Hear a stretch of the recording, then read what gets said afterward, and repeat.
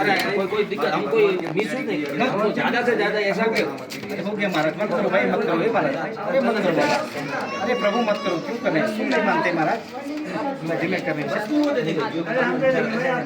जो आपका पेड़ बाहर पूजा कर रहे हैं वो दे दीजिए। अरे प्रभु हो गया महाराज, क्यों कर रहे हैं आप? एक सेकंड भाई, अरे महाराज मत करो, शुभ नहीं मानते महाराज, कर रहे हैं आप क्या?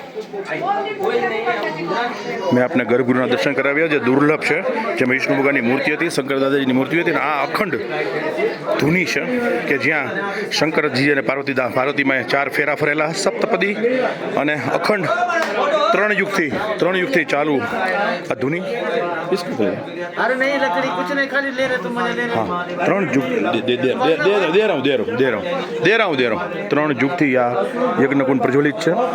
દુર્લભ દર્શન, સ્ટ્રિક્ટલી પ્રોહિબિટેડ છે અંદર વિડીયો શૂટિંગ, ફોટોગ્રાફી।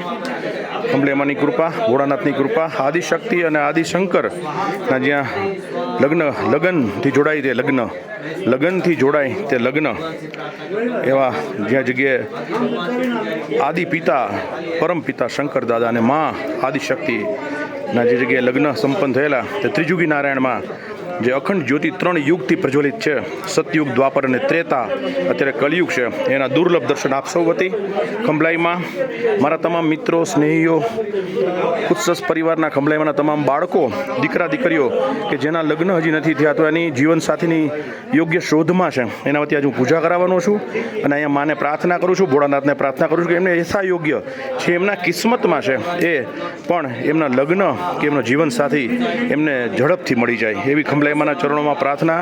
ખંભલાઈમાં પોતાના દીકરાને પોતાના કુળમાં એની પુત્રવધુ લાવવાની છે અને પોતાના દીકરીઓ હોય તો એના માટે યોગ્ય જીવનસાથી ગોતી આપવાનો છે।